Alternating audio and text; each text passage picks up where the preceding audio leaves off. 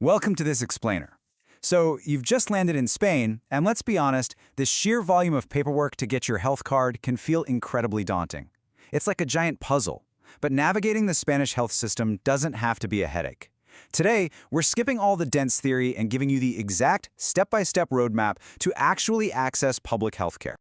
To prevent any overwhelm, we've broken this roadmap down into 4 simple, actionable sections. The first essential step, the 3 routes to coverage, how to visit the health center, and finally, regional rules and our disclaimer. Let's dive right in.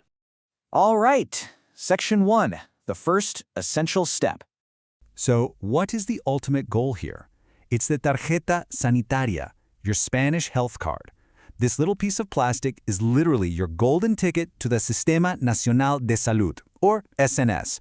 Without it, you can't be assigned a family doctor or easily navigate the public clinics. Our entire mission today is to get this physical card right into your hands.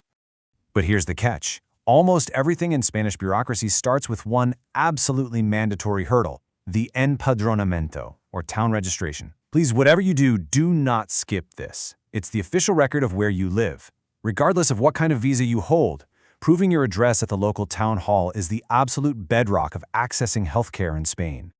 Moving right along to Section 2, 3 routes to coverage. Okay, so once your town registration is officially sorted, the government basically puts you into one of 3 distinct legal buckets to figure out your health coverage. You've got the insured or beneficiary route, the route for those without legal residence, or the special agreement route. Let's break down exactly where you fit. Let's look at Route 1. This is automatic coverage under Royal Decree 1192/2012.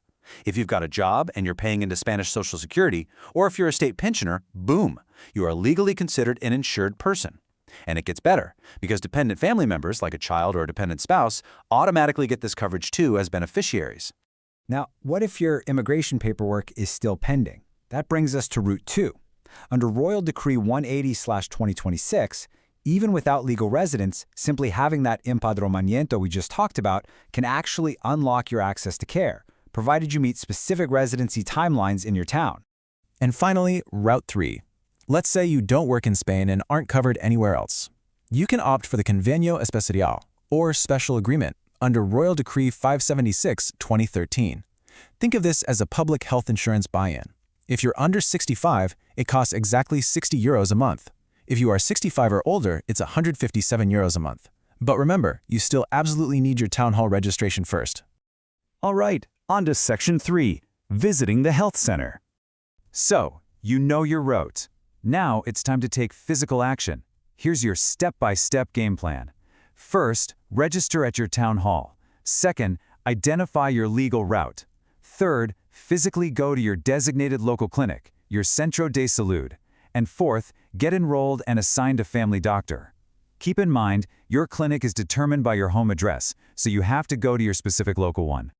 Now, a crucial piece of advice. Never, ever show up to your Centro de Salud empty-handed. You absolutely must bring your valid ID, meaning your physical TI card, your NIE document, or your passport, along with your paper Certificado de Empadronamiento. Handing those over to the administration desk is what officially triggers your enrollment.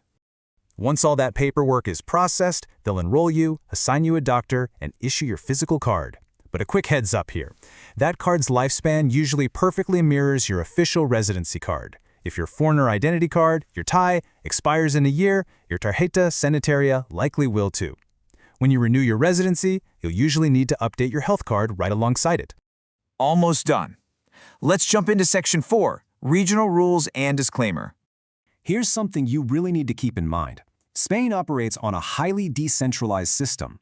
That means your experience in Madrid could literally be night and day compared to a friend's experience down in Andalusia. While the national royal decrees apply everywhere, the 17 comunidades autónomas, or regions, manage their own public health systems. So the exact forms you fill out and the processing times, that's entirely up to your regional government. Because of these regional differences, always check your local rules. While enrollment is typically an in-person kind of deal, checking your regional health service online might actually save you a trip. Some regions let you upload your Certificado de Empadronamiento and ID through a web portal, while others absolutely demand physical photocopies in person. So hit up the official website of your specific regional health service first. So armed with this exact roadmap, You are completely equipped to conquer this bureaucratic hurdle. The system actually makes a lot of sense once you break it down.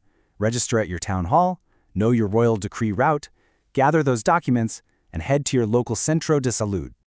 Just to wrap things up with a final, crucial takeaway, always use this explainer as your compass. But remember, this is informational guidance, not legal advice.